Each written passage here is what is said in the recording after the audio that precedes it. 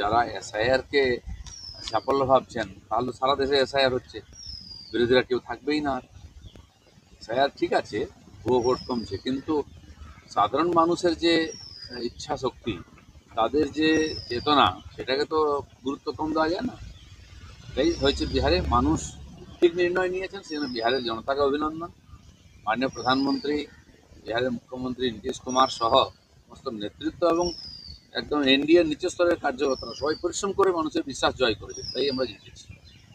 আর ভারতবর্ষ এক আছে, তারা মনে করছেন যে ইকুয়েশন তৈরি করছেন এটাই চলবে, এরকম নয়। অনেক বড় বড় লোকেরা এরকম ভেবেছিল, তারা যে তো একদিন এরকম ইলেকশন জিতে লালু প্রসাদ বলেছিলেন हम तो পার্মানেন্ট সিএম বানি, কিন্তু উনি 10 বছরের বেশি থাকতে পারেননি। সেজন্য সেই ভ্রম, কাল প্রধানমন্ত্রী বলে দিয়েছেন গঙ্গা বিহার হয়ে বাংলায় আসছে, হাওয়াও তো ওদিক থেকে আসছে হিমালয়ের, দেখা যাবে এখানে কি হয়। দিল্লি বিস্ফোরণ কাণ্ডে আত্মঘাতী জঙ্গি উবার নবীরের বাড়ি পুড়িয়ে দিল নিরাপত্তা বাহিনী। ভারতবর্ষের বিরুদ্ধে যারা চক্রান্ত করবে তাদের সঙ্গে এইভাবেই হবে। আমরা উত্তরপ্রদেশ দেখেছি, আসাম দেখেছি, মধ্যপ্রদেশ দেখেছি, জম্মু কাশ্মীর। ভারতের থেকে ভারতের বিরুদ্ধে চক্রান্ত করলে তার সঙ্গে দেশ এই ব্যবহার করবে। বৃহস্পতিবার দিল্লি বিস্ফোরণের সঙ্গে বাংলা যোগ পাওয়া গেল। দিল্লির আলপথ বিশ্ববিদ্যালয় থেকে একজনকে পড়া হলো, তিনি বাংলার লোক। সারা ভারতবর্ষে যত অ্যান্টি ন্যাশনাল অ্যাক্টিভিটি হচ্ছে, টেররিস্ট অ্যাক্টিভিটি হচ্ছে, সব জায়গায় কোথাও মতো পশ্চিমবাংলার সঙ্গে যুক্ত হয়ে যাচ্ছে, তার যুক্ত হয়ে যাচ্ছে, মুর্শিদাবাদের সঙ্গে যুক্ত হয়ে যাচ্ছে। তো এতে প্রশ্ন উঠছে পশ্চিমবাংলা থেকে এত দেশবিরোধী গতিবিধি কেন হচ্ছে? তো সবার দৃষ্টি এখন বাংলাতে।